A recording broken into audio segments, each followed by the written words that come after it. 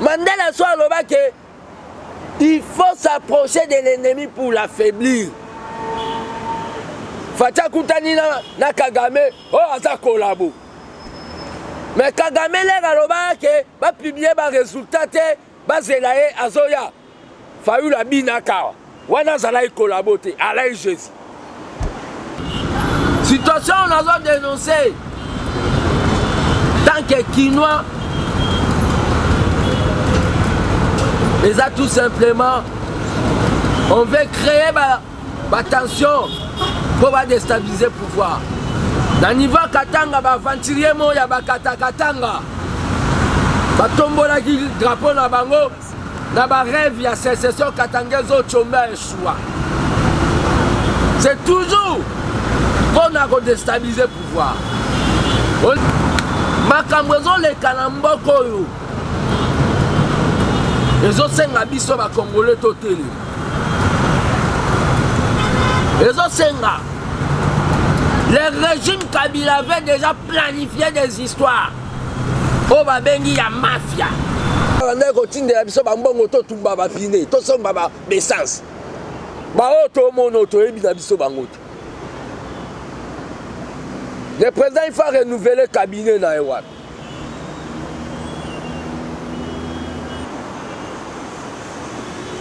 Dans les Congolais, tu as un Anoki. Fati Akoutani na Kagame aza collabo. Mais Kagame le résultat. Et Zolinga Bima et comme il y a une discussion, alors que bon c'est la bonne publicité. La minute ana Kagame Mossad. Ba Congolais. Allô? Wa santé et ça Missunga? Ah! Katelinga pour la santé mwana. Mon fils, pour ma santé, Missunga? ah, Katelinga lingala. Bandeko, Missunga ezali kokatela motu lingala te. Oh! Ezali mitwe de santé. Oyo pesameli na bato nyonso. Employé to non employé, mutu nyonso oyo akikaka kocontribuer na mbongo mokie. Na fin du mois, bwete mokolo akobela, Missunga ezwa soin na ye ya malamu na bahôpitaux nyonso ya minene ya République démocratique du Congo. Soki maladi na yo bakoki kotraite yango awa na Congo te, Missunga akozwa charge na yo okende kozwa soin na bamboka lokola Afrique du Sud, Turquie, Suède, Russie, to kala mingi te na bamboka mosusu. Soki moto oyo Missunga ezwaki charge na ye mpo na basoin, Nzambe akamati molimo na ye, Missunga akosokipe na mabe korbia. Ate bandeko bazali libanda bakoki koadere bandeko na bango ya Congo po eti bazwaka soin awa na mbongo bango bazali na Missunga. Ta santé c'est ta vie. La presse de la liberté, MRV, le nouvel an, Tobeni Bino Lelo, ils sont armés des bâtisseurs syndicalistes, association Nakat, il y a eu des baisses. On a aussi un peu la mise au point sur la situation politique. La situation politique dans la République démocratique du Congo. Donc, il y a liboso to lobela et la situation où ils ont passé là où va venir colline inspirée, c'est-à-dire Inikine ou campus de Kinshasa. Situation où suite na hausse ya prix, suite na hausse ya prix, il y a des frais académiques et dégénérés qui n'ont pas béni suspension des activités.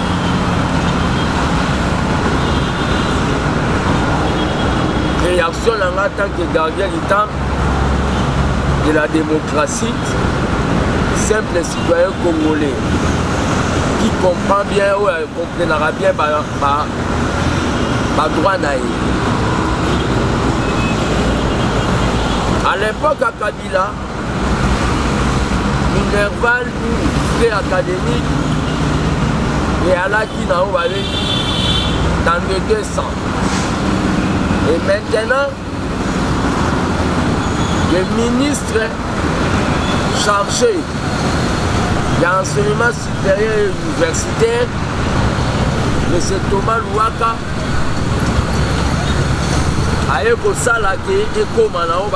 le double Nato ya 17. Et les étudiants vont dire que pourquoi doubler Minerval va manifester. Les étudiants ont tort, tout le monde a raison. Nous avons raison. Parce que tout le monde a dans l'université.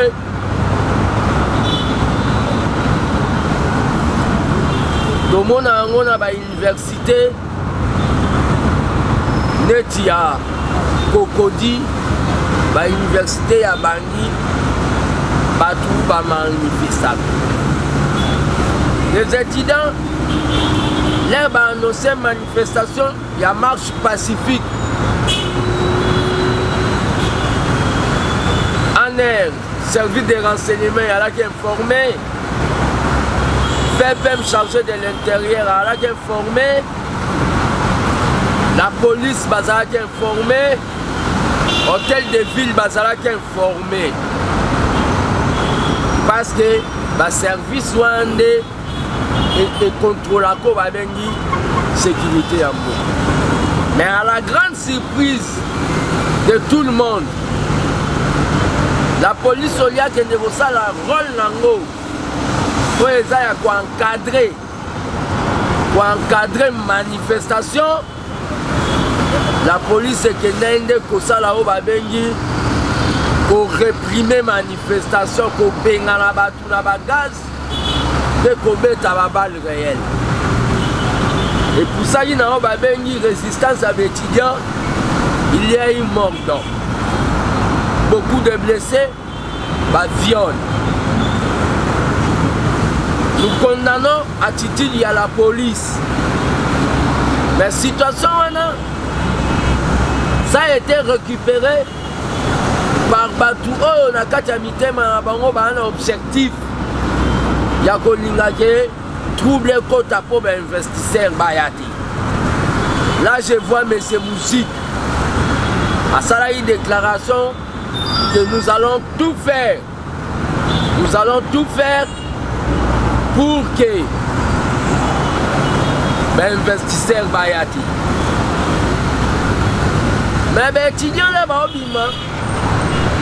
ont une intention de créer un soulèvement. Ce qui marche, c'est qui encadré. Ils ont un objectif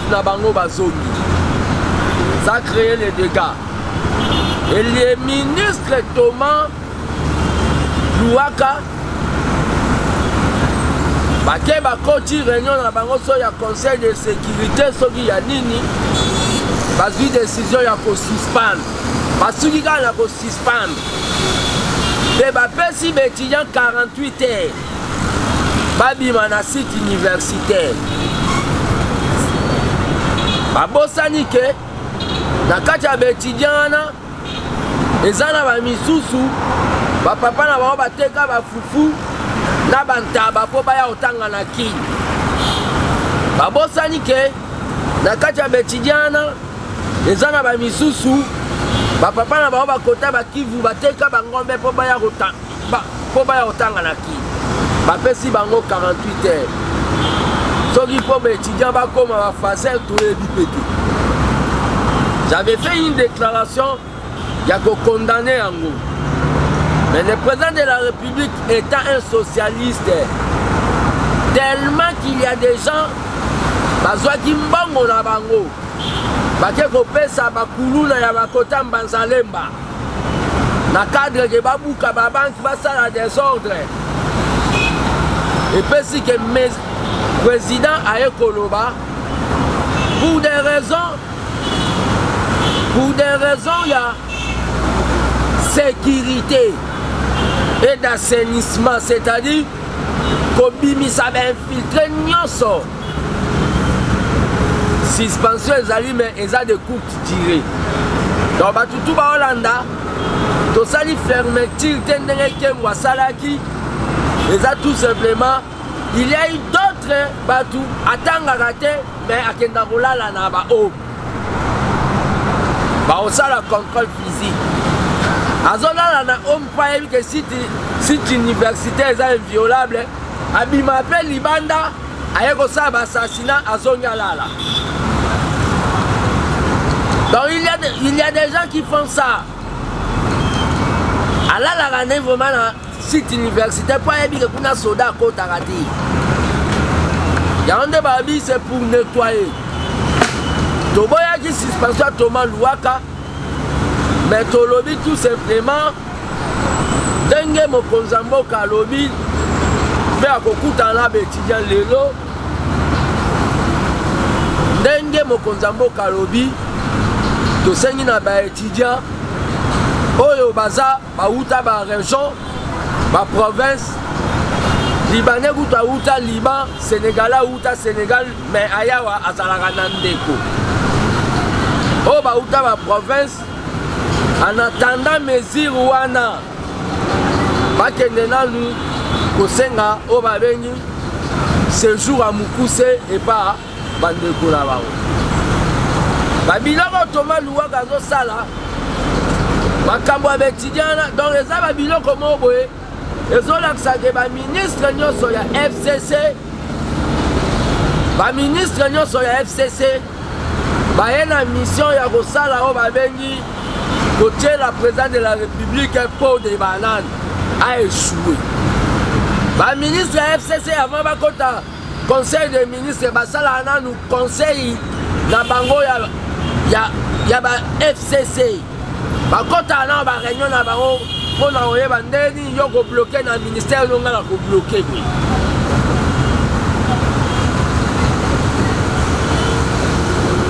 Thomas Louaka sa ba déclaration oyo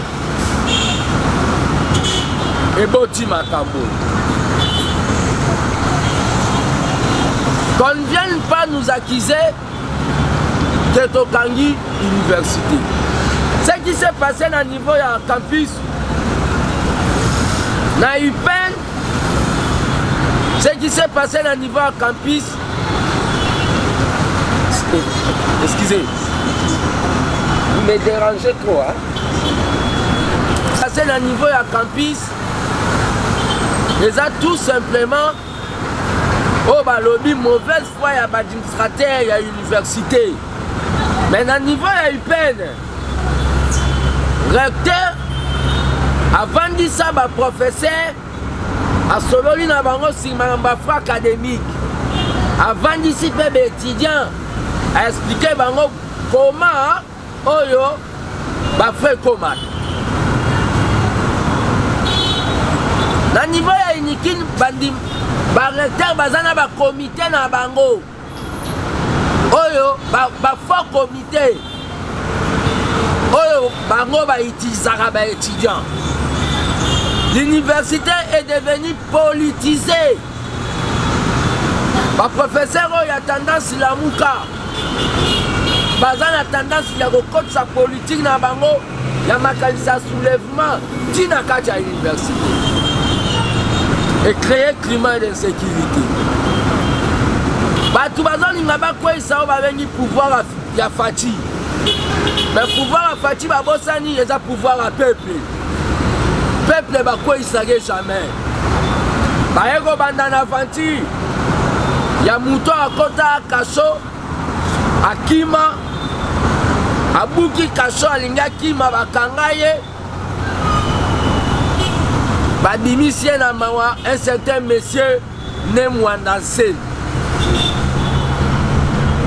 Toujours pour nous créer sécurité. Nemwandansel aza lokola mutumona o babengi na mutumwa za la République du Congo Brazza comme on est Pasteur Toumi. Pasteur Toumi ana abanda kozwa bato maboma a traité bango ayaki kosala babengi brigade ninja na cadre botola bukonzi abomisa bajeune ya sud ya bakote ya badolizi na pante noire abomisa bango pour rien. Mwanda Nsemi alali soki asalaki bacauchemar alamuki na ntongo alobi nzambe ayebisi ye akomi président de la République asautoproclamé. Mais regarde comment cet homme azolakisaki aza na baproblème ya mutu azose déclaré qu'aza président de la République fédérale du Congo mais azosenga baya président Félix aya kopesa ye drapeau baarmoirie ya République démocratique du Congo. Oza président ya République fédérale du Congo oyo ezalaka te ozosenga baya kopesa baarmoirie ya République démocratique du Congo. Ce qui démontre que c'est fou, c'est quelqu'un qui rêve.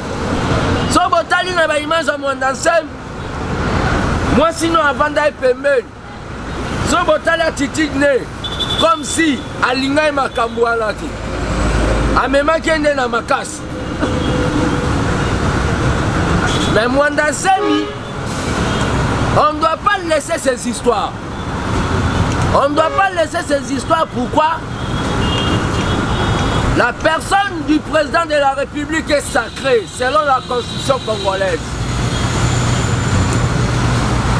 Fati azaneti nzambe awa na Congo. Nzambe alinga banzambe abike kote. Nzambe kutwa lola alinga banzambe abike kote. Ces histoires de président élu aujourd'hui président autoprogrammé les années bolingi nzamba zone dima vivre na bao babengi banzamba bikeko. La place de Mwanda Nsemi pour ngai na omona pour azala l'aise avant de calme ezaka na kacho. Place ya batuneti ba fayulu pour azala éduquer ezaka na kacho. Tremblement de terre récent à mater.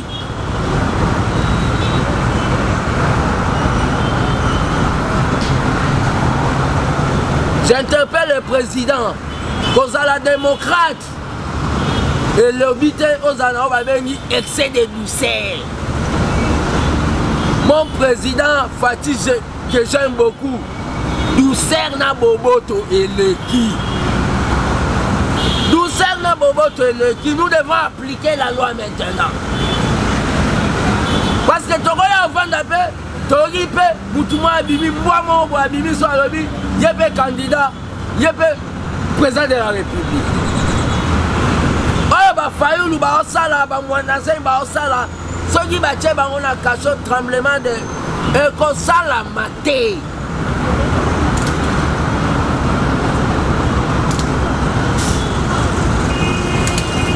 Et ça, un rapport à la situation. Situation, on a dénoncé. Tant que Quinois, et ça tout simplement, on veut créer la tension pour déstabiliser le pouvoir. Dans le niveau Katanga, il y a Katanga. Il y a drapeau na bango, na ba rêve, il y a sécession Katangezo Tchomba et Choua. C'est toujours pour déstabiliser le pouvoir. Au niveau équateur, tous ont dénoncé déjà. Oh, balobi que le Toko, phénomène de Toko. Et l'Ignoson. J'interpelle le ministre, le vice-premier ministre de l'Intérieur, qui est de mon parti, Papa Gilbert Kankonde.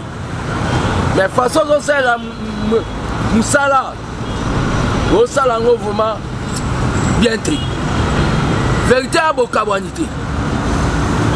Ministre intérieur, Azali le col là, on va bengi Superman.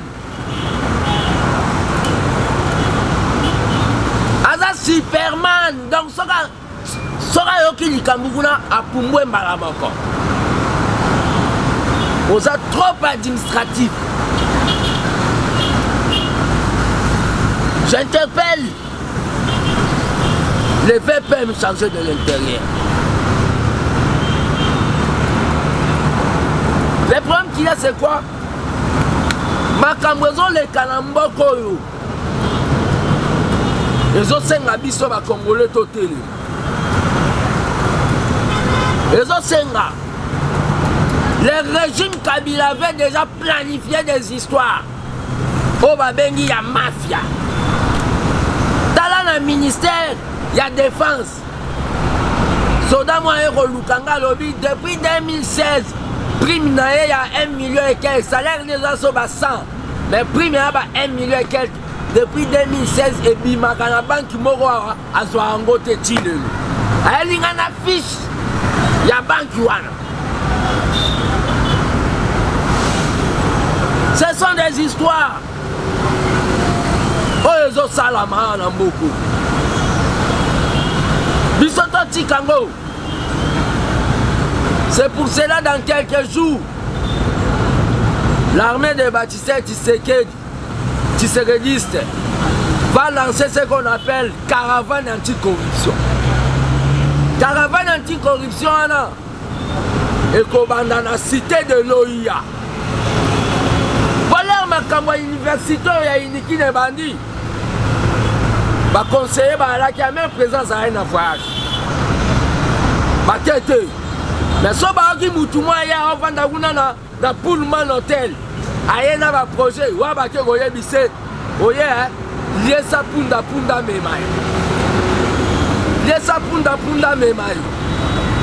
c'est ce que quelques conseillers du président Bazosal. Donc vérifiez la diaspora. Tu as évité ce Venezuela. Tu as évité. Tu as combattant diaspora. Les combattants diaspora, ils sont tous les bibans. Oh, bah, on a continué à faire des bonnes autos, tout le monde va finir. Tout le monde va message. Tout le monde va faire. Le président, il faut renouveler le cabinet. Dans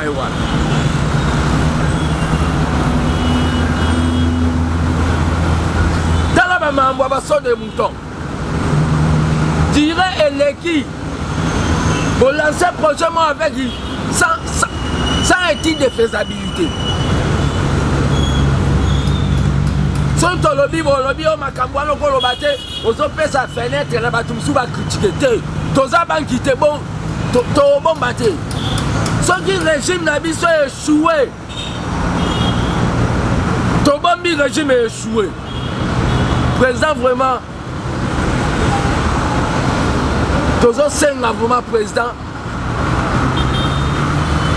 tu as dit que Oyo Carabas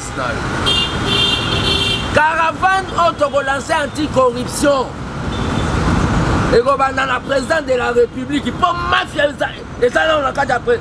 Et ça, tu as mis dans 4 jours. Oh, bazo sous la présidente. Après, tu as on a primature. Après, tu as un ministère à portefeuille.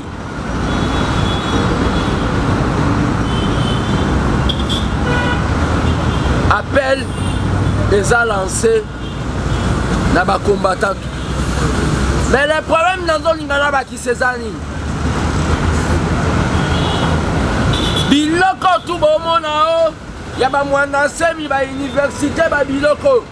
Et ça ba dinosaure ba to Kabila. Oh ba kanisa yi que carrière na bangweza être ministre. Il y a des gens na mutu ba kokala kolongwa na gouvernement te. Ba tuna di ba bossab. Batu wana nyoso bashadaga batu wana balinga olongwa te. Bango carrière na bango fa bazaka ministre.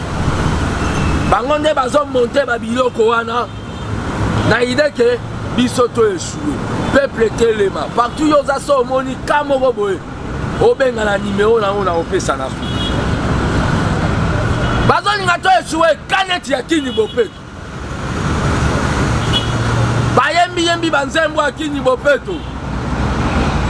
Eloko nini na yakini. Eloko nini bosala ka bopeto ngo. bosala kaka bopeto yango na oyo babengi samedi. Bafoulou et s'est multiplié. Kini bopeto komi oyo babengi. Donc il y a samedi kaka. Donc kini bopeto il y a slogan.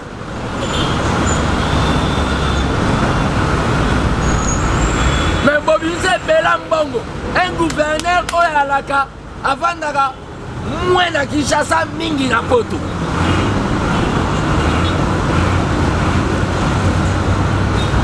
Kini Bopeto, Kini Bopeto.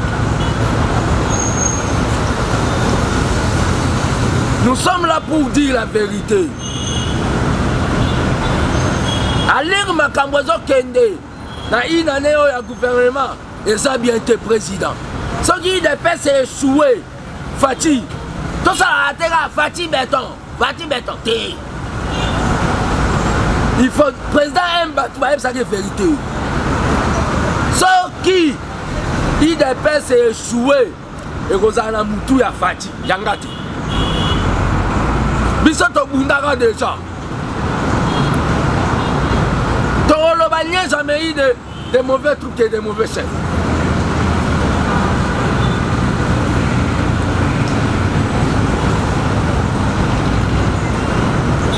Nous avons informé tout le Hollanda Bisso que mon Konzamboka Fati on a la volonté le 19 janvier Azo quitte à Londres.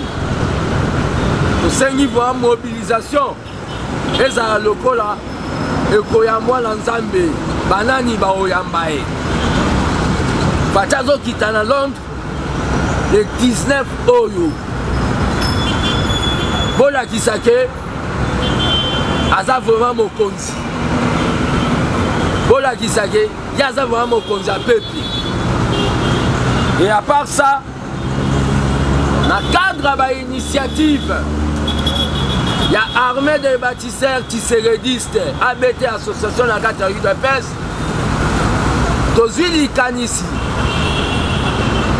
qui est à la fin du mois, c'est-à-dire le 30 janvier, Togosala va venir une matinée d'échange de vœux avec des orphelins. Tobenga ba orphelins, Tovanda na bango, Tosolola na ba orphelins, et Gosala matinée moro boye. Oh, Togosala, moi, concours, quel est le nom du président? Les deux capitales les plus rapprochées du monde, c'est quoi? Les amatinés, bazo melamo baji. Nango tozo senga, na batutu ya bonne volonté, oh, balingaka basala ba œuvre, kosunga ba orphelin, bako au contacter biso. Matinée d'échange avec les orphelins, et dans le cadre, il y a que consoler bango baebake, minute au baza, nao babengi, papa, kombo na Fati. Matinée d'échange avec les orphelins, et que permettre, topé sa bango espoir. Donc, message nanga on a nango lelo, numéro nanga contact, les applis 243 85 084 65 55 plus 243 85 0 84 65 55. J'attends vos questions.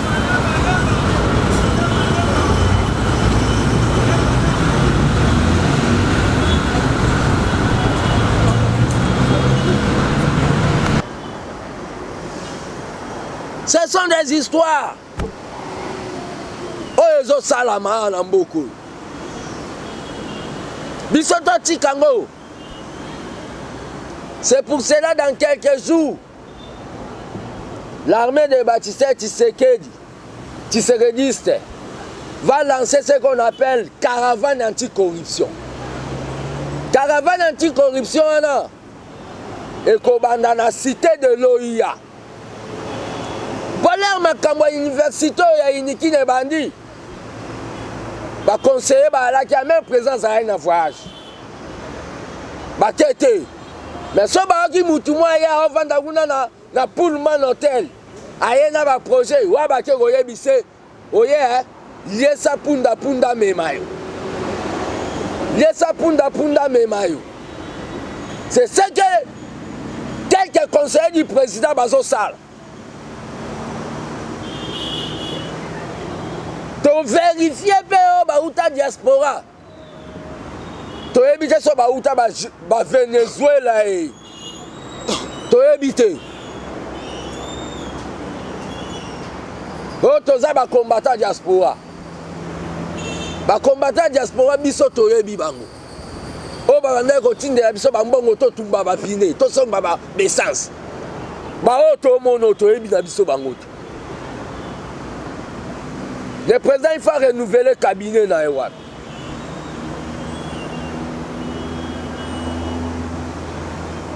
Talaba mambo ba so de mouton. Dirait Eleki. Bon lancer prochainement avec sans étude de faisabilité.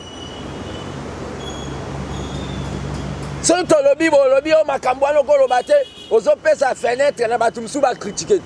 Toza banki te bon. Bon maté. Ce qui régime n'a pas échoué. Ton bon régime est échoué. Président vraiment. Tous les 5 vraiment président. Tu as dit que Oyo Karabaz na yo. Caravane auto lancé anti-corruption.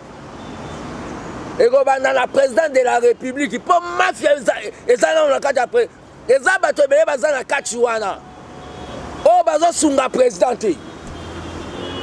Après tu quittes on a primature. Après tu on a ministère à portefeuille.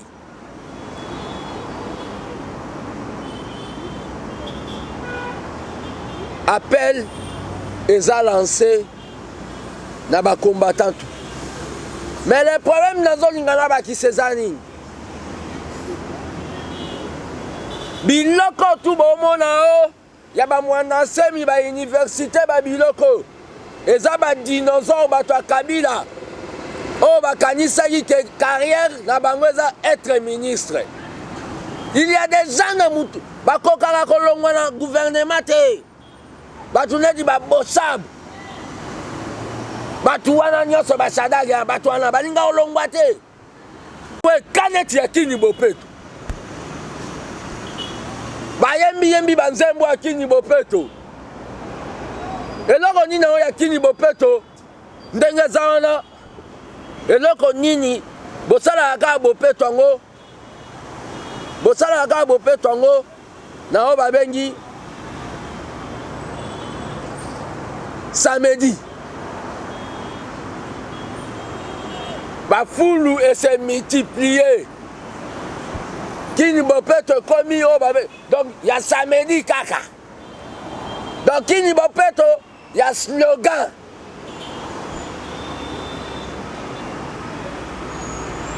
Mais Bobise Belambongo, un gouverneur Oyalaka, avant d'avoir moins na Kinshasa mingi na poto.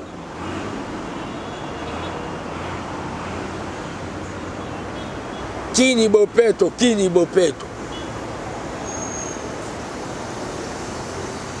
Nous sommes là pour dire la vérité. À lire Makambozo Kende, na inane ya gouvernement, et ça bien été président. Ce qui dépêche c'est échoué. Fati. Tout ça a été là, Fati béton. Il faut, président aime tout ça c'est vérité. Ce qui IDP s'est échoué et Rosana Moutou ya Fati, Yangate. Bisoto Bundara déjà. Tolobania jamais eu de mauvais trucs et de mauvais chefs.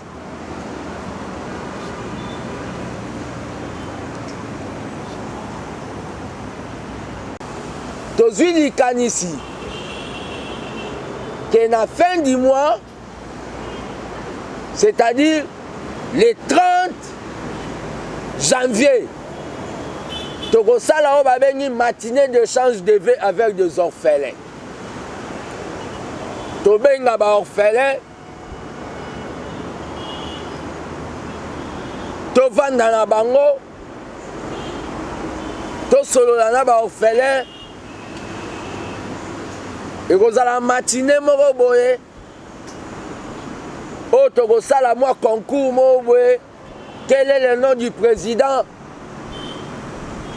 Les deux capitales les plus rapprochées du monde, c'est quoi? Les a matinés, bazo melamo baji. Na yango tozongo bayeba ke minute baza na o babengi papa kombo na Fati. Matinée d'échange avec les orphelins et qu'on permettre topé sa bango espoir. Donc message nanga on a là nango lelo, numéro nanga contact eza plus 243 85 084 65 55 plus 243 85 0 84 65 55. J'attends vos questions. likambo ya logistique d'abord na bandi nango wana eza déjà fake news. Batu baboni ke aye alaka soutenir na diaspora toloba banome po basoutenaki lisusu te. Banomanga te so banome mutu basignaka ordonnance ebimaka nango babengi journal officiel. Okokende kuna na journal officiel oyoka kombo nanga te. Donc wana eza fausse information. Mais en rapport na mambu que au mona na caméra nazoloba non caméra personne à caméra zaka y a za cabinet mon matin. J'ai dit il y a certains conseillers que je compte na mikolo ko yana dévoiler ba kombo na bango. O ben investisseur ba oya bango ba osenga bango ke yesa punda memayo. D'accord, dévoiler ma combo là-bas. Vous comprenez? Ça ne voit pas que les caméra na cadre à contact parce qu'il y avait des désordres à niveau à loi là-bas. Batumbia fiche à président, Batumbia fiche à sénateur à vie. Et je profite de l'occasion local au tangi combo nae na lo belambamo likambu oyo baglingi ba komisa ya ba 30 ngombe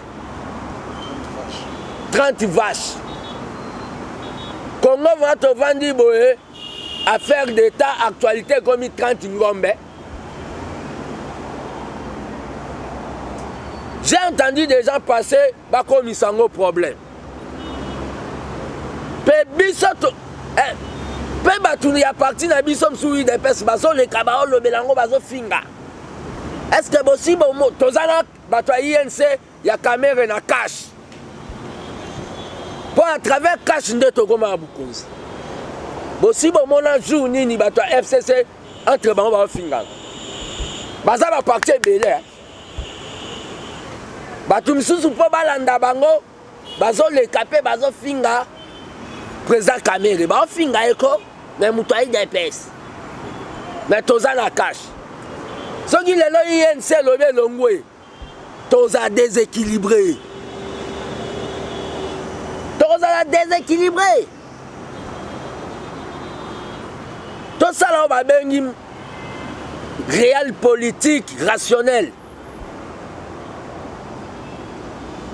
Na luki information ba ebsinga caméra na bangomba na bango kota Kivu. Azana bangombe belé ba vache belé.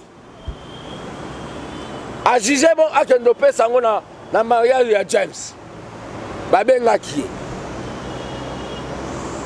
Na maloba na e au mona Congo ba congolais bazande batu moboye na ebité caméra lobi boye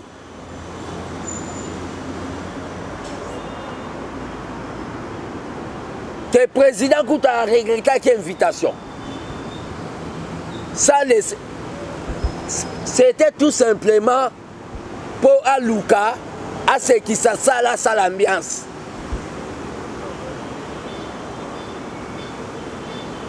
Ça devient tout un problème.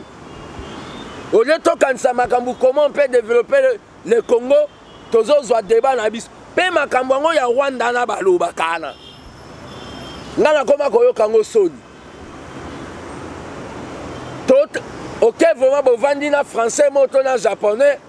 Obandolo ba Rwanda et dérange à Congo. Batali Congo munene, batali Rwanda muke. Est-ce que boyo ka sonité kotanga kombo Rwanda? Eza soni makasi. On doit minimiser makambo Rwanda ana. On doit tosenga te toza pembeni na bango. On doit minimiser makambo Rwanda wana. Commencer à attaquer le directeur de cabinet comme il y a un groupe de politiciens, bâtir machine politique pour attaquer ceux qui camèrent.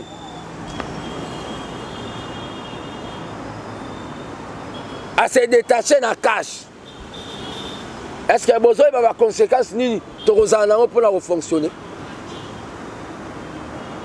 Vous êtes en train de travailler contre le président de la République sans le savoir. On a mise au point. Journaliste? Non. Il y a Fati, il y a une année, là, dans un terme de réalisation.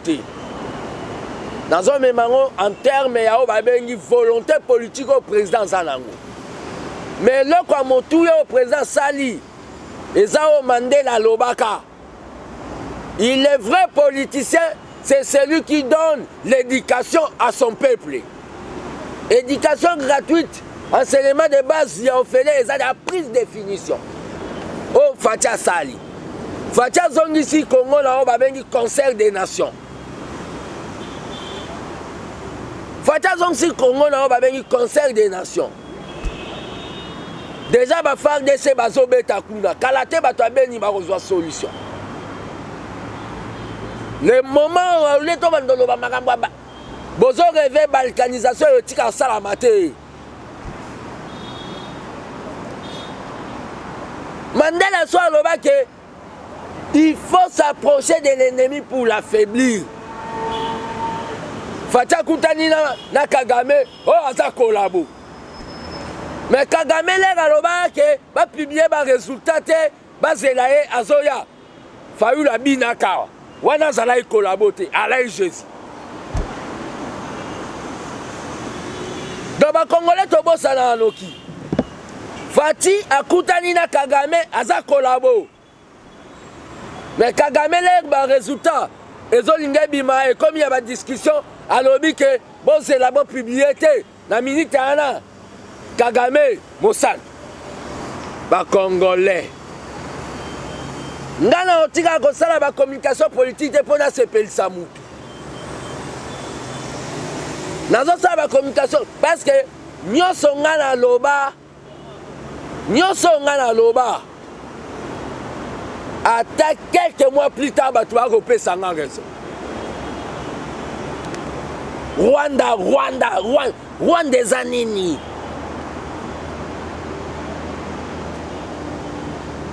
soutenir la FARDC. Donc je termine mon allocution tout simplement dans Rosenga soutien à la communauté au Bazala na Bolingo, communauté d'amour pour les locaux na zui ya kosalisa na armée des bâtisseurs et ça matinée d'échange de vœux avec les orphelins. Bon on a déjà dans compte il y a banque du progrès social ndenge tozo sunga muke ba veuve. Mais Tokani Cisco va orphelin. Donc, Bobenga la plus 243 85 084 65 55. Merci Nathan Divino Botoni. Je reproche à ces messieurs Thomas Louaka de ne pas avoir un esprit d'aller dialoguer avec les étudiants. Il n'a pas faciliter le dialogue avec les étudiants en vue de prévenir à tout ce qui est arrivé. Donc, il est responsable de tout ça. Et je condamne haut et fort la façon dont la police congolaise s'est comportée. Donc la police devait tout simplement aller encadrer les étudiants jusqu'à l'objectif, au lieu d'aller réprimer les étudiants. C'est désolant de voir une police dont un policier pourchasser les étudiants avec les policiers pourchasser les étudiants avec des cailloux. C'est anormal, c'est condamnable. Mais comme le gouvernement, le président de la République lui-même a dit que cette décision, c'est une décision de courte durée, c'est pour assainir l'université vis-à-vis des infiltrés. Nous demandons tout simplement à nos amis étudiants d'obtempérer, donc bientôt ils vont reprendre, ce n'est pas une fermeture. Le chef de l'État prévoit de recevoir les étudiants. Qu'est-ce que vous donnez comme conseil par rapport aux revendications des étudiants? Conseil au président de la République, on doit un peu essayer de revoir les frais académiques là par rapport au pouvoir d'achat des Congolais et au salaire des parents. Donc on doit un peu... C'est trop par rapport au pouvoir d'achat. Nous voulons en savoir plus sur la campagne de lutte contre la corruption de l'APT. La caravane anticorruption, c'est une initiative citoyenne que nous allons lancer bientôt. Nous allons lancer bientôt.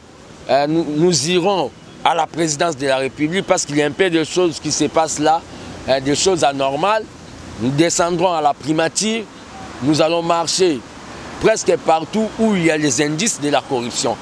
Et maintenant, le peuple congolais doit se mettre debout parce que si nous laissons seulement le président de la République seul,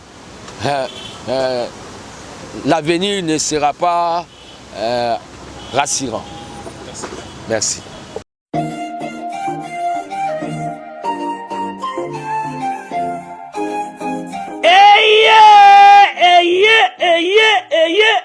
Papa, maman, tunanga nini eloko tozalaki kozela yango yo pona ba séjour na bino eleka malamu na Kinshasa Kin Label, agence de location de voitures de luxe awa na Kinshasa, ba memelu bino bongo Power Buzz Car oyo bazali na équipe na bango professionnel, bazali na disposition na bino Power Buzz Car, location de voiture ya sikape kitoko na prix ya malamu oyo wapi.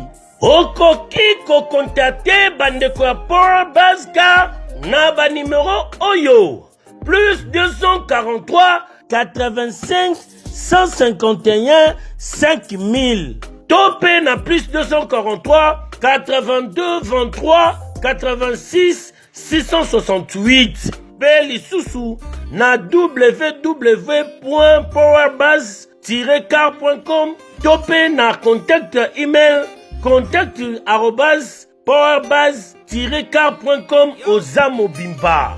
Bana Kinshasa, tosa la confiance na ba professionnel ya bandeko ya Power Buzz Car oyo bapesi offre spéciale pour na bino nyonso boko louer ba voiture pendant un mois na séjour na bino oyo bozali na yango awa na kati ya Kinshasa. Benga ndeko mobali ndeko mosi bandeko ya Power Buzz Car po bazali ba meilleur na domaine ya location ya ba voiture de luxe. Power Buzz Car eye kosilisa ba tracasserie nyonso ya transport ya ba délégation spéciale na bino ya famille pe ba transport nyonso privé oyo bozali na yango. Solution ezali kaka se moko Power Buzz Car oyo ezali solution ya suka pour na déplacement na bino nyonso express. Pour na likambo ya qualité pe quantité na eta mituka. Nulle part ailleurs au Kokuta yango kaka. Na Kinshasa en particulier, pe République démocratique Mobimba, kaka et pe bandeko ya Power Base Car avec impact. Power Base Car, musala ya ba professionnel, pe na sécurité nyonso. Power Base Car, le travail des professionnels. Eh, que yo, oui.